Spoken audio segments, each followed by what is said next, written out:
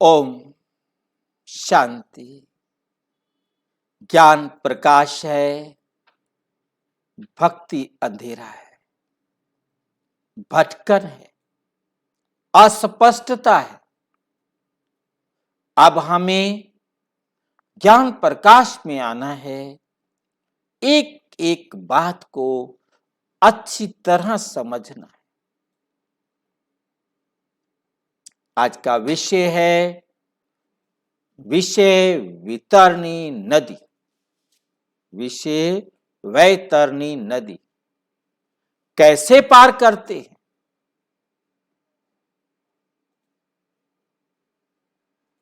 गरुड़ पुराण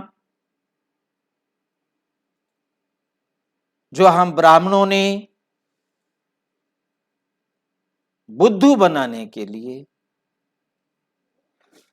लूटने के लिए एक ग्रंथ बना दिया।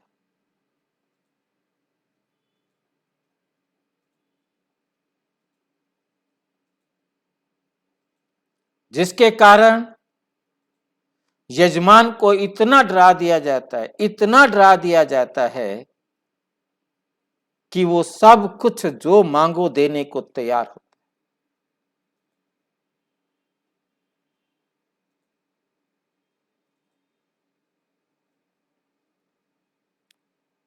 इसमें सिर्फ और सिर्फ एक ब्राह्मण को फायदा है।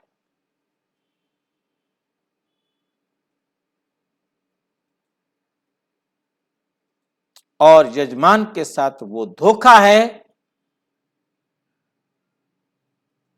जिसे आप अच्छी तरह समझ सकेंगे।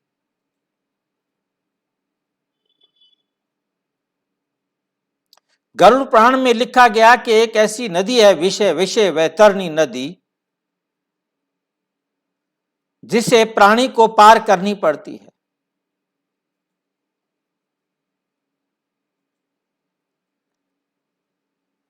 प्राणी का शरीर यहां पड़ा है, तो वहां नदी को पार करने वाली आत्मा जो इन आंखों से देखी नहीं जा सकती, क्या नदी को पार करेगी? वो आत्मा जिसे अग्नि जला नहीं सकती, वायु सुखा नहीं सकता, शास्त्र काट नहीं सकता, पानी गीला नहीं कर सकता, तो विषय वैतरणी नदी क्या करेगी?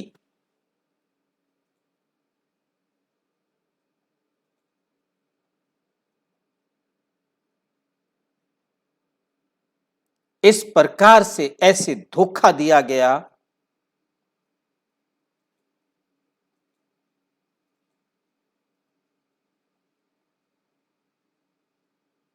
और काल्पनिक नदी तैयार की गई और बुद्धू बनाने के लिए कहा गया कि आत्मा को जब लेके जाते हैं यमदूत, और उसको वो एक हाथ जितना एक आकार बन जाता है, सूक्ष्म आकार। आप यमदूत के लिए खाना रोजाना ब्राह्मण को नहीं खिलाएंगे तो वो यमदूत उनको तंग करेंगे, उनको मारेंगे, उसको पीटेंगे, उसकी बोटियां नोच नोच कर खाएंगे।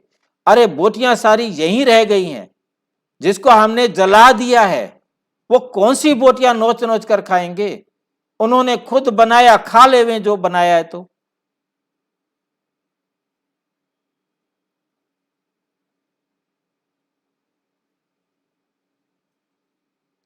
शरीर हमने जला दिया, आत्मा के पास शरीर नहीं है, बोटियां कौन नोच करके खाएगा?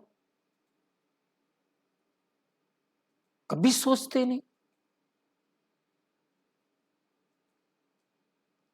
यजमान बेचारा क्या करे? उसको जैसे कहा जा रहा है वो किए जा रहा है, और वो उससे लूटने पर लगा हुआ है।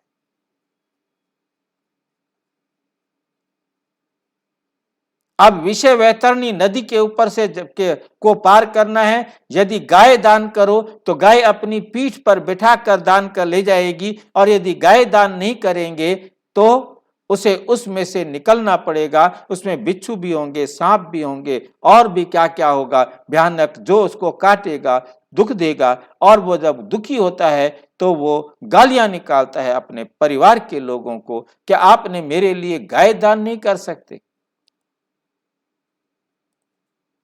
मैंने इतना धन इतनी संपदा आपके लिए छोड़ी है, आप मुझे गाय भी दान नहीं कर सकते। क्या तुम्हारे पास, चलो मेरे पास नहीं है, तुम्हारे पास इतना नहीं है कि मैं कष्ट पा रहा हूं, मेरे लिए गाय दान कर दो, मेरे साथ तुम्हें इतना भी प्यार नहीं है।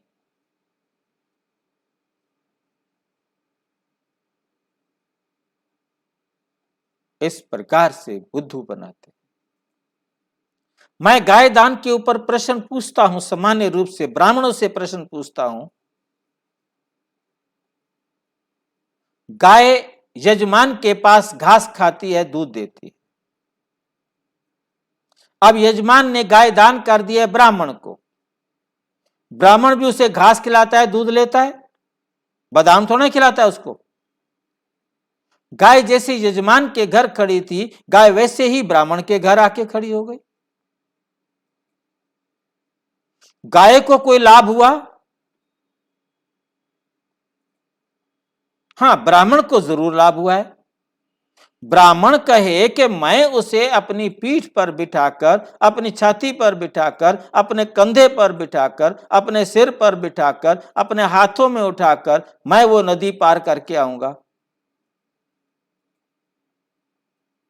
फिर तो बात कुछ बनती है।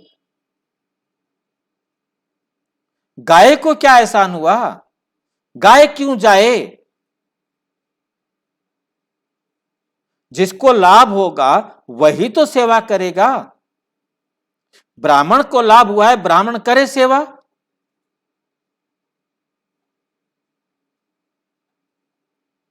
नहीं।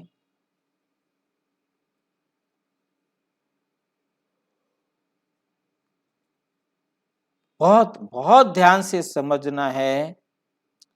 आत्मा को कोई यमदूत लेने नहीं आते, कोई यमदूत लेने नहीं आते। गरुड़ पुराण के अंदर यह गपोड़ा लिखा गया कि 2 यमदूत एक आत्मा को लेने के लिए आते हैं।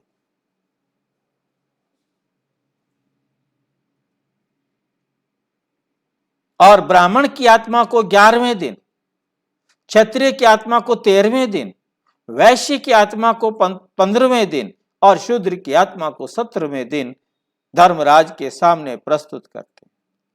तब तक इतनी लंबी यात्रा पार करके जाना पड़ता है, क्योंकि समय इतना लगता है।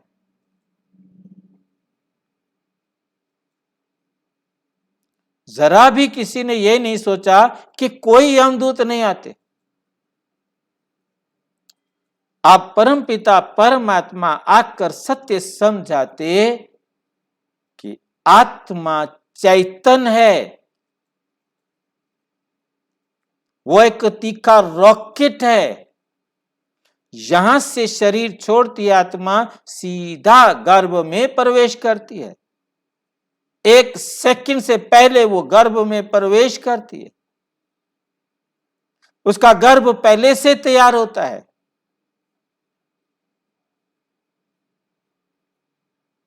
कोई यमदूत आत्मा को लेने नहीं आते, कोई यमदूत आत्मा को लेने नहीं आते।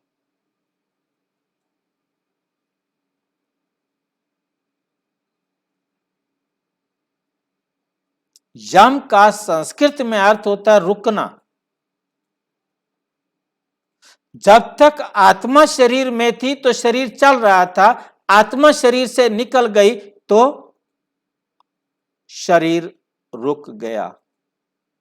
इसे कहा गया यम आगते, चलते शरीर में रुकावट आ गई। अब आगे वाले ने अनुवाद किया, यमदूत आ गया।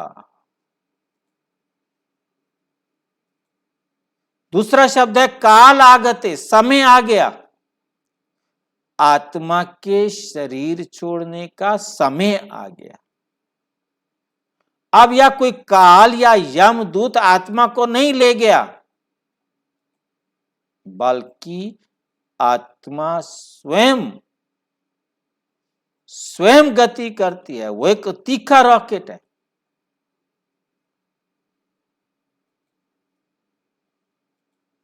और हर आत्मा मनुष्य बनती है। फिर ये विषय वैतरणी नदी क्या है? विषय वैतरणी परमपिता परमात्मा समझाते बच्चे, ये आपके अपने कर्मों का फल भोगने वाली बात है। ये कोई पानी की खून की नदी नहीं है, ये वो जीवन काल है जहां जिन जिन आत्माओं को दुख दिया हुआ है वो आत्माएं आकर दुख देती हैं और अपना हिसाब बराबर करती हैं।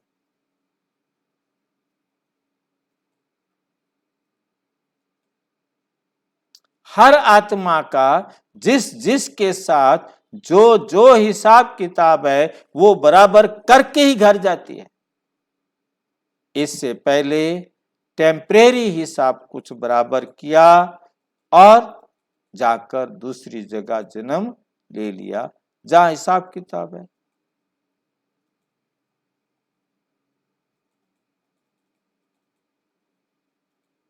क्या? तो हमें बहुत अच्छी तरह से समझना है। यह है विषय वैतरणी नदी जहां बच्चे नरक के समय है, सारी दुनिया कलयुग के अंत में दुखी है,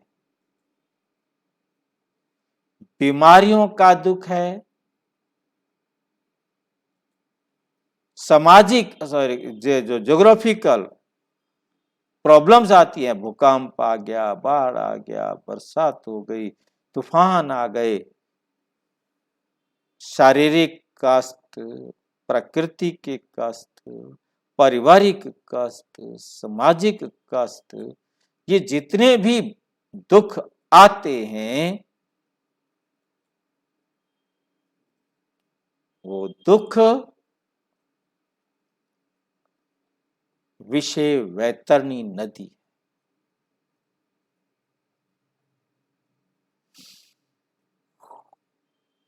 उन दुखों को लेना है, चाहे खुशी से लो तो चाहे रोक कर लो, कोई बचा नहीं सकता, परमात्मा भी नहीं बचा सकते, कोई रिश्वत परमात्मा नहीं लेता और कोई भी नहीं बचा सकता।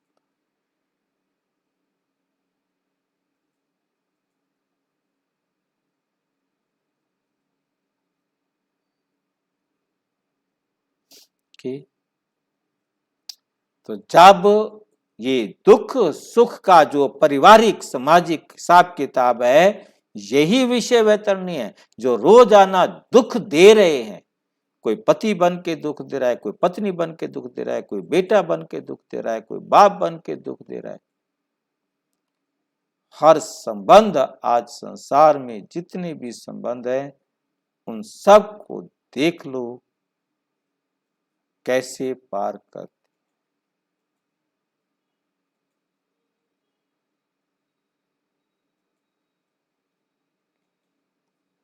और अच्छी तरह से समझना हो तो प्रजापिता ब्रह्मा कुमारी ईश्वरीय विश्वविद्यालय के किसी भी सेवा केंद्र पर संपर्क करो। और यदि कोई प्रश्न हो तो 9213106986 पर केवल टेलीग्राम करें, 9650692270 पर केवल व्हाट्सएप करें। फोन 0 होने। ओम शांति।